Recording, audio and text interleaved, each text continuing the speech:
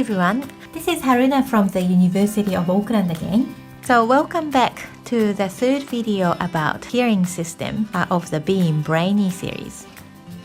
In the first video, we learned about how our outer ear collects sound from the surrounding environment. In the second video, we learned about how the sound vibration shakes the tympanic membrane or the eardrum, which then shakes a chain of 3 bones to vibrate the inner ear. In today's video, we are going to talk about how inner ear then feel this sound vibration and converts them into signals that our brain can understand. So what about inner ear? This is a schematic drawing of our inner ear structures and actually has 2 components. So on top there are 3 tubes that are connected together, and these are our balance organ called vestibular system. Our colleague Dr. Rachel Taylor will discuss about our balance organ in her YouTube video. The bottom half that looks like a spiral, so this is our hearing organ. Now let's remember the name. So our hearing organ is called cochlea, C-O-C-H-L-E-A. The word cochlea comes from the ancient Greek that means snail or spiral. It's because we have known for a long time that our hearing organ looks just like a snail. So our hearing organ is called the cochlea.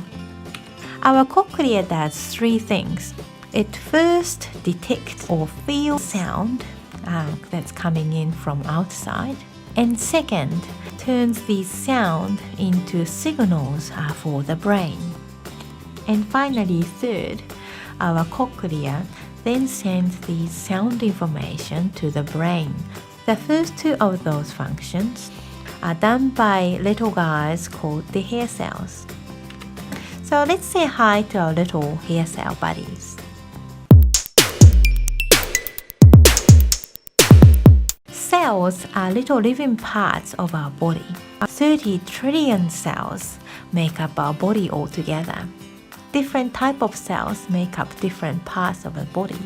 One we are talking about today are the hair cells specialized for hearing sound, and they are found in our inner ear.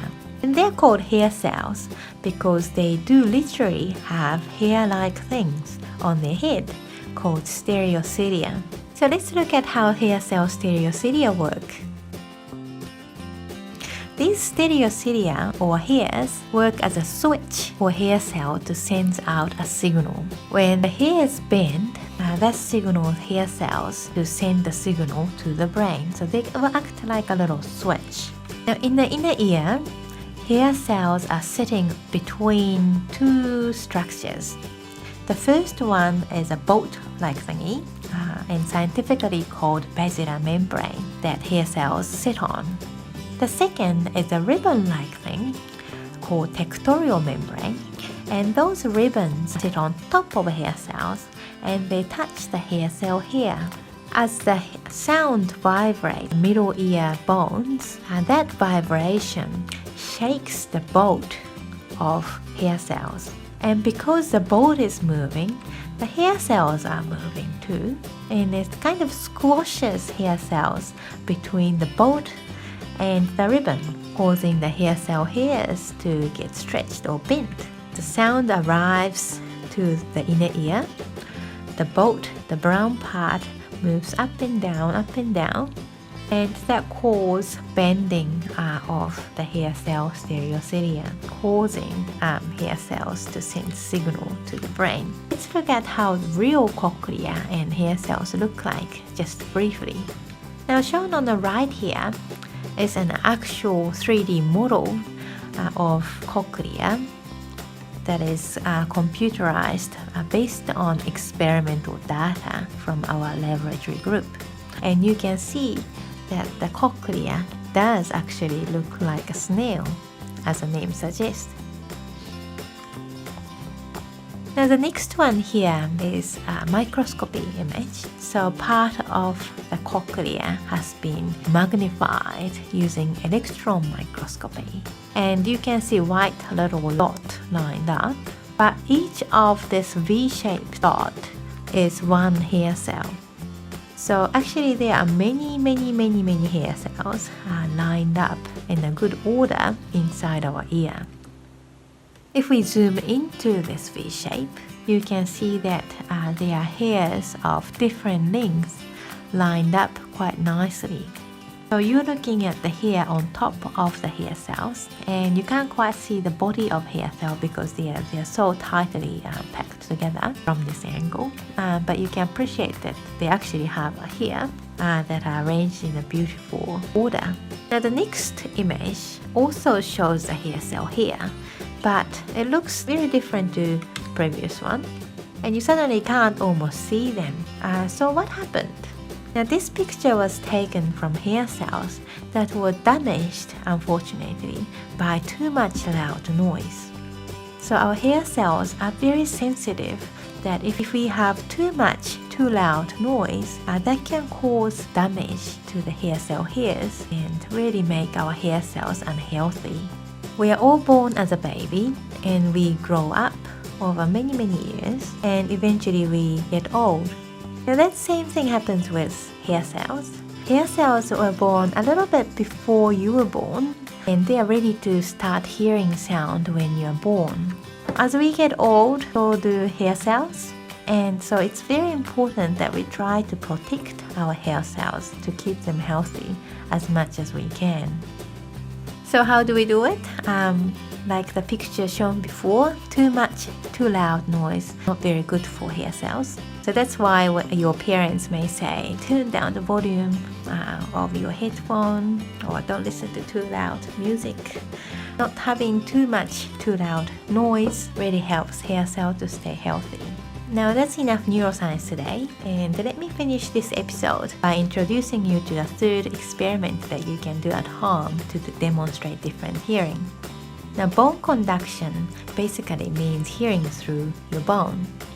If you record your voice using a recording device and listen to your voice, it sounds so weird and it sounds so different to what you're used to.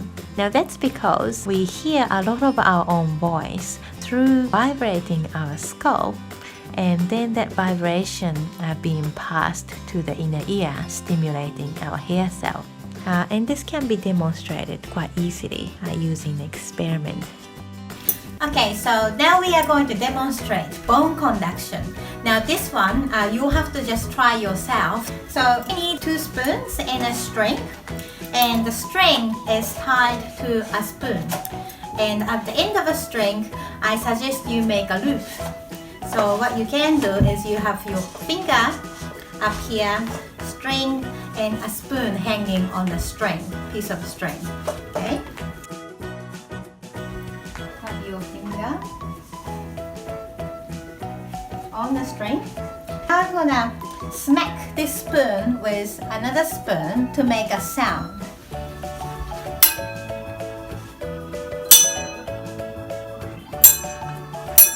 Now to experience bone conducted hearing, Hiroto is going to bend down slightly, stick his finger into his ear. Okay? Now I'm going to smack the spoon. Ready?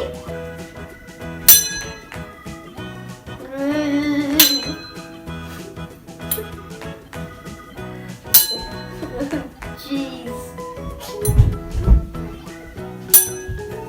Okay, how did it sound, Hiroto? Can you explain a bit? It's a bit hard to explain, but it's like when you have there's a marble on the side going more echo than sound, I guess. Yeah, I think so. And I also heard the string vibrating, which is quite strange. So that was an experiment to experience bone conductive hearing. You will just have to test it out yourself, and you might feel that Hiroto's description was correct or not. So just to finish off, our outer ear collects the sound, then the sound vibrates the tympanic membrane or the eardrum, then 3 little bones pass the vibration to the inner ear. The vibration is then converted to a special electrical signal by our little bodies called the hair cells. Then this information is passed to the brain. So we have a very complex system for hearing sound and passing that information to the brain, and we haven't even covered what goes in the brain to process the sound further. So I hope you found it all interesting, and thank you so much for watching these videos.